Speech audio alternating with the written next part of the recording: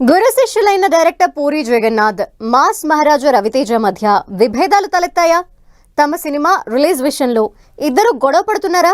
రవితేజకు stardom తెచ్చిన దర్శకుడు పూరి తాజాగా రవితేజ వైఖరి పట్ల హర్ట్ అయ్యారా?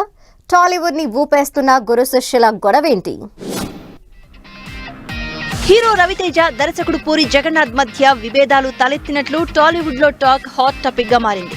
రవితేజను మాస్ మహారాజాగా తెలుగు ఇండస్ట్రీకి పరిచయం చేసిన డైరెక్టర్ పూరి జగన్నాథ్ తో అసలు గొడవేంటి అన్న చర్చే పెద్ద ఎత్తున జరుగుతోంది.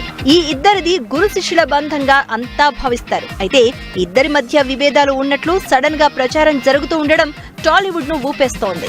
రవితేజ కెరియర్ స్టార్టింగ్ లో మంచి హిట్ సినిమాలు తీసి అగ్ర హీరోగా తీర్చిదిద్దాడు డైరెక్టర్ పూరి జగన్నాథ్.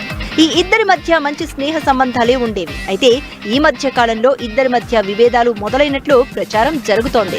పూరి జగన్నాథ్ దర్శకత్వం వహించిన డబుల్ స్మార్ట్, రవితేజ నటించిన మిస్టర్ బచ్చన్ సినిమాలే వీరి మధ్య విభేదాలకు కారణంగా చెప్తున్నారు.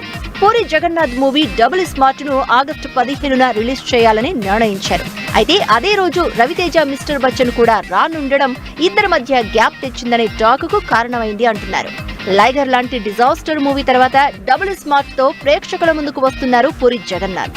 5 ఏళ్ల కిందట తనకు మంచి హిట్ అందించిన ఇస్మార్ట్ శంకర్ మూవీకి సీక్వెల్ గా డబుల్ స్మార్ట్ చేశారు. ఈ సినిమాను ఆగస్టు 15న రిలీజ్ చేస్తున్నట్టు చాలా రోజుల కిందటే మేకర్స్ అనౌన్స్ చేశారు.